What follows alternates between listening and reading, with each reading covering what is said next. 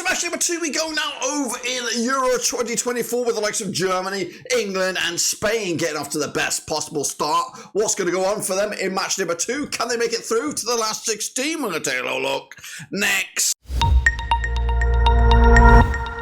That's right, folks, back once again with another video. Today it's all about match number 2, part 1. That's right, as we look back at the Group A through C, matches 1, of course, and preview match number 2 for the same respective groups. We'll get into it, all of it, in a second. Of course, big shout out to the VIPs. They are the patrons, you know who you are. And again, if you're new, smash the old subscribe. Your one-stop shop for Euro 2024 is right here under Monruski. So far, it's been absolutely fantastic, hasn't it? Euro 2024, plenty of goals, plenty of drama, and of course, some of the big boys looking already set for that last 16. But it's not job done yet. It's only halfway through, not even halfway through. But of course, a lot of work to do for, of course, some teams, including the Danes, the Scots, of course, and Hungary need a bounce back. We'll take a look in a second. Big shout out to the VIPs. They are the patrons. And again, smash the like. Looking for between 50 and 100 likes. Of course, can we do it? It's all down to you, folks. Of course, we are looking forward to the next round of games, of course. So let's take a little look at what we're talking about. We are talking about this. That's right, guys.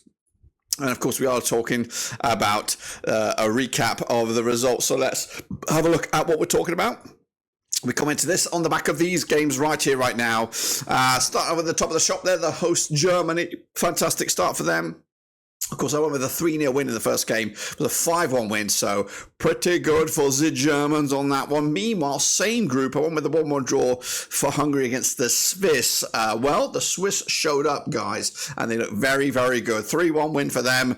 Put Hungary to bed and already put maybe a toe into the last 16 for Switzerland. That's right. Into Group B, we segue now with Spain against Croatia. I wasn't sure about the Spanish, but goodness gracious me, they showed up. I went with a 0-0 draw on it. 3-0 it was in the end. Spain, of course, have delivered probably one of the performances of the day. Of course, you can look at that German result and think, yeah, it's decent, but Spain played a team capable of going quite far in this tournament. So good result for them. Meanwhile, a little bit of a concern for Italy. Still, we weren't too sure about Italy, and maybe we still aren't too sure as well at the moment. A 2-1 win over Albania, of course. I went with a 2-0 win, 8-2 shabby on that.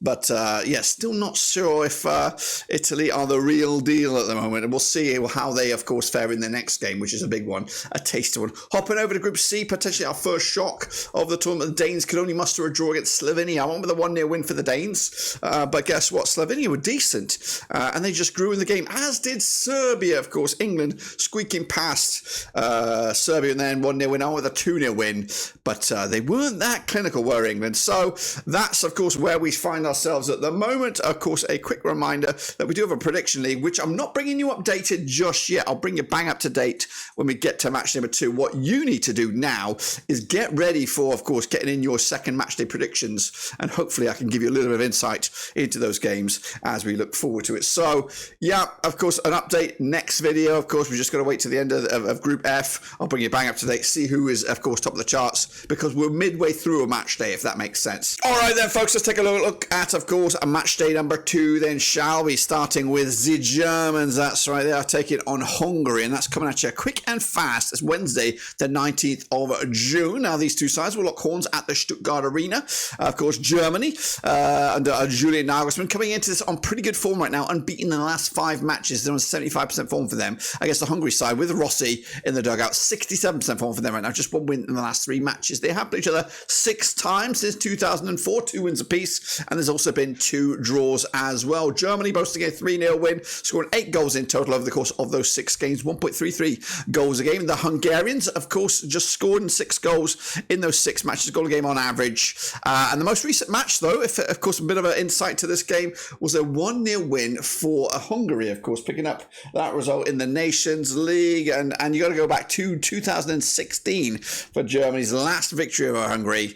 And that was in a friendly way back when, of course. Germany starting off really good. good intent, good attacking football, good to see as well. And 5 different goal scorers in that opening match again, and Hungary not that clinical as well going forward against the Swiss. The odds here: 100-27 is your Germany, 21-4 is of course the draw, 70-2 is your away win. That's Hungary. Currently, as it stands, Germany third favourites, 5-1 to go the distance. Hungary all the way down there, 150-1 to go the distance as well. I'm backing the Germans here. I just think I don't think it's going to be as fluid as it was against Scotland, but this will be another opportunity to, of course, put on display. We might get an emphatic 3-0 or something, but I think it'll just be business-like 2-0 win. That'll be job done for Germany. They can plan for the last 16 and probably even plan the last 16 as group winners. So they might even be able to take it easy in the third game. So we're going to go with a 2-0 win. That's right on this one. Let's move on to the next one, and probably a more closer encounter. It will be the Swiss up against the Scots. Also, same match day. That's Wednesday, the 19th of June. Now, before we go into that a bit more detail, I will have every game on Wednesday live watch, live instant reaction. We'll watch it together, so come and join me for that. Coming at you though, Scotland against Switzerland, Cologne Stadium. That's right, Scotland not great form at the moment, 33% form for them, just 1 win in the last 6 games against the Swiss side, unbeaten in the last 5, and again going under the radar as dark horses there. Of course, not people's tip to win it, but they are tipped to go quite far if you keep an eye on these guys. Unbeaten in the last 5 matches, that's right. 6 times though they played each other since 1982, 2 wins apiece, and there's been 2 draws. Scotland boasting a 1-0 win, their best, and the Swiss with a 3-1 win, and that was the most recent match back in March 2006. Scotland's last match victory, should I say, was back in June 1996. Of course, the Scots not really in good shape at the moment. They did get a goal, it was an own goal, but the Swiss looked pretty good against Hungary, and we'll fancy the chances on this one. The odds though right here and now, 16-5 is your Scotland, 6-5 on is your Switzerland, 11-4 is the draw. Quick look at the bookies odds here. The Swiss all the way up to 50-1 to lift the trophy, with the Scots all the way down there at 200-1. So you know where, of course, their heads are at the moment. And I feel, of course, I am Scottish. I would love to see the Scots do something here, and they could do it. They could do it. I think there's a potential for a draw here. There is a potential. But realistically, I've got to go with my head, and the Swiss are a dangerous side. This is a tricky group. Hungary were tipped by a lot of folks to go far. They weren't really at the races against the Swiss. And I think Switzerland are looking right here now, sneakily, cautiously, a potentially challenge for that Group A title spot here. And of course, maybe getting a more favourable bracket for them. Remember, finishing as runners-up here, you're more than likely going to take on England in the second round. So I'm going to go with a Swiss victory here. Let's switch gears now to Group B, and we have a couple of tasty ones on our agenda, but we're going to start with Albania going to take on Croatia. That's right, that's coming at you at the Volkspark Stadium in Hamburg, 19th of June. Croatia against Albania. Now, these two nations have never played each other, according to my eyes, but Croatia coming in is on the back of that defeat, but 83% form for them over the last 6. So maybe, of course, it was Spain, you know what I mean? They're a credible nation. They're going to go far. So let's put that to bed, Croatia. Standing in the way, there was an Albania side that gave Italy, of course, a few headaches, and now are in the record books for the fastest ever European Championship goal with, of course, that early, I don't even know how many seconds, was it 60 seconds? 60, 90 seconds, something like that. But anyway, they're in the record books, Albania, and of course gave Italy a few headaches. Of course, coming into this one though, Croatia 20-9 on with the bookies, 10-3 is the draw, 13-2 is your away win. That's Albania. Quick look at the odds then for Croatia. Now, despite that defeat, Croatia are still ranked at 50-1 to go the distance and lift the trophy. That's the same as Switzerland, who did open up their account with a victory. Of course, Albania still unfancied, 501, not expected to go very far in this competition. Now, I was impressed with Albania's fight. They gave it to Italy, of course. I was a little bit disappointed with Croatia's performance against Spain in the grand scheme of things. And if I was completely honest with you, I was probably more disappointed than impressed with Spain. I was more disappointed with Croatia than I was impressed with Spain. I thought Croatia was a little bit sloppy in that game. So let's see if they can bounce back. I'm anticipating a bit of a response from the Croatians here. I'm going to go with a 2-1 win for Croatia. Croatia, packing some heat and delivering a victory to appease their fans. Let's switch over to the game of the tournament. That's right, we're all looking forward to this one. It's got prime time written all over it. As on Thursday, the 20th of June, it's Spain with De La Fuente in the governor against Italy, and Spalletti, of course, at the Schalke Arena. Played each other 20 times since 1934. This is a heavyweight encounter. 8 wins for Spain, 6 wins for Italy, and 6 draws, of course. Spain, though, unbeaten in the last 4 matches. 3 wins on the bounce, 75% form for them over the last 6. Italy, despite that kind of semi-wobble against Albania, they are unbeaten over the last 6 matches, picking up 4 wins out the last 5. Of course, they have played 20 times. The most recent was a 2-1 win for Spain in the semi-final of the Nations League. Italy's last victory was also in the Nations. It was actually in the Euros, 4-2 penalty shootout win